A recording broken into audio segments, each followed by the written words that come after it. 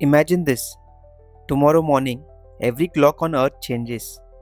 Not the time, the way time works. Suddenly, an hour no longer has 60 minutes.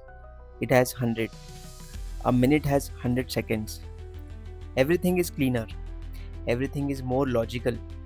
And honestly, most people would probably agree it makes more sense. So here's the question. If 100 is so simple, why are we still using 60? Who looked at a clock and decided, yep, let's divide everything by 60? The answer is stranger than you think, because it begins with a civilization that disappeared thousands of years ago, yet somehow still controls every clock on earth. Let's go back about 4,000 years. No smartphones, no computers, no watches, and no clocks. Just dusty cities in ancient Mesopotamia, what is now modern day Iraq. This was the home of Babylonians, and for reasons historians still argue about, they were obsessed with a number. Not 10, not 100, the number 60. Imagine building an entire mathematical system around 60. Sounds ridiculous today, but the Babylonians had a good reason. Actually, they had several. Think about your pizza. If you cut it into 2 slices, or 4 slices, or for that matter 12 slices, it will work. That's because numbers with lots of factors are useful. And 60 is one of the most useful numbers you can imagine. You can divide it by number of digits like 2, 3, 5, 10, 12, 15, and even 30 without ugly fractions.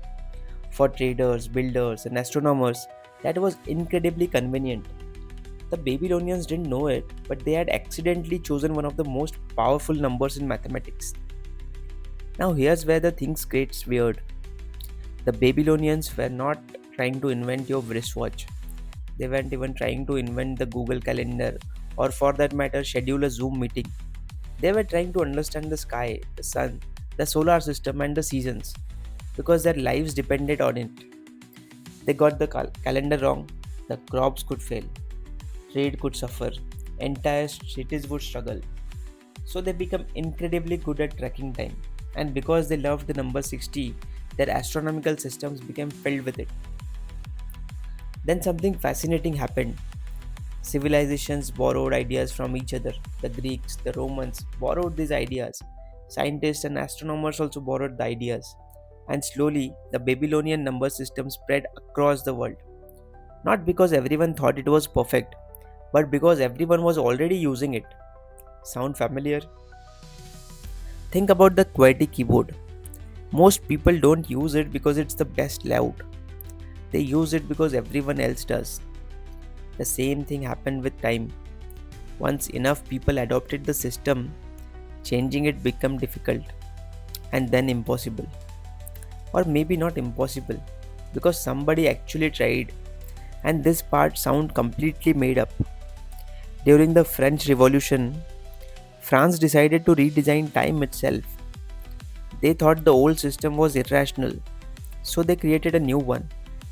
A day would have 10 hours, each hour would have 100 minutes, and each minute would have 100 seconds. Problem solved, right? Wrong.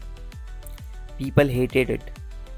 Imagine waking up tomorrow and every clock you have ever known suddenly become useless. Every train schedule, every work meeting, school timetables, and every appointment. Chaos would be prevalent everywhere. The system was technically logical, but humans don't live inside logic. Humans live inside habits, and their habits were built around 60. So decimal time failed, and the old system survived. Which brings us to today. Every time you check the clock, you are participating in one of the longest running traditions in human history. Not because scientists proved it's the perfect system, and not because governments forced it on you, but because thousands of years ago, a civilization chose a number that works surprisingly well, and nobody ever managed to replace it. The next time you glance at a phone and see 743, remember something strange. That number exists because of decisions made by people who lived more than 4,000 years ago. People who never saw a car, never saw a computer, never even saw electricity. Yet somehow they still influence every hour of your day. And that's the strange thing about civilization. Sometimes the people shaping your life have been dead for thousands of years,